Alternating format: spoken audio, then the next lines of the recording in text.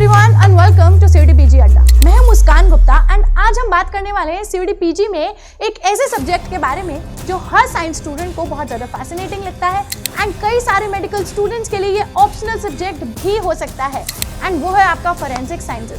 तो चलिए भाई इसके बारे में बात करते हैं, लेकिन उससे पहले एक बार सीयूडी पीजी को समझ लेते हैं, फिर फोरेंसिक साइंस का सिलेबस समझेंगे।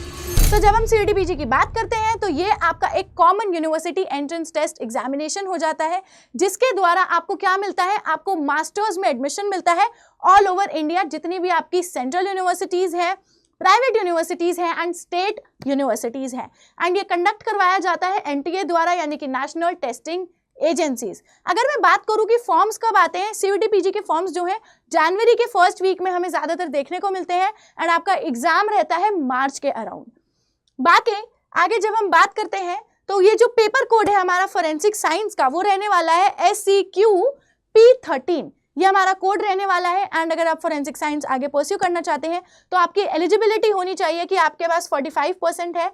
अगर आप SC ST OBC या फिर PWD कैटेगरी से बिलोंग करते हैं, अगर आप जनरल कैटेगरी से बिलोंग करते हैं तो आपके पास एक बैचलर्स डिग्री होना जरूरी है इन फील्ड जैसे कि forensic sciences, chemistry, biology and या फिर कुछ स्पेसिफिक सब्जेक्ट्स जैसे कि बॉटनी, जूलॉजी, फिजिक्स, मैथमेटिक्स या फिर कंप्यूटर साइंस, ये भी आपके कंसीडर किए जा सकते हैं। ठीक, जब हम एग्जाम पैटर्न की बात करते हैं तो उसके अंदर आपको 75 क्वेश्चन जो है वो देखने को मिलते हैं एंड इन 75 क्वेश्चन के अंदर अगर आप सही आंसर देके आते हैं तो आपको +4 मिलता है, ठीक है। लेकिन अगर आप गलत करते हैं तो आपको -1 हो जाता है एंड टोटल मार्क्स जो आपके इस पेपर के रहते हैं, जो टोटल आपके रहते हैं, ये 300 मार्क्स का होता है एंड मैं आपको कह रही हूँ कि भाई आपको 250+ लेके आने हैं अगर आप टॉप यूनिवर्सिटी में अपने ड्रीम कॉलेज में जाना चाहते हैं।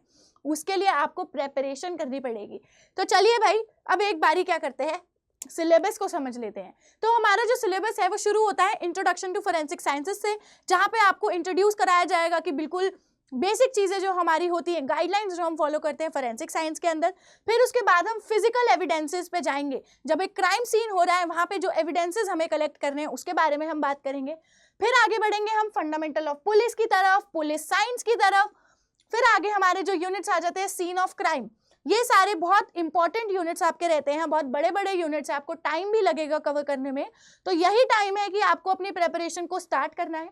उसके बाद आ जाता है हमारा crime scene management and reconstruction. आप किस तरीके से भाई मैनेजमेंट करेंगे क्राइम सीन पे जब आप जा रहे हैं, फोटोग्राफी, स्केचिंग आपको जो करनी है। फिर उसके बाद fingerprints, documents and other impressions, ये सब चीज़ें कलेक्शन जो होती हैं, इन सब चीज़ों को आपको डिटेल में पढ़ना है।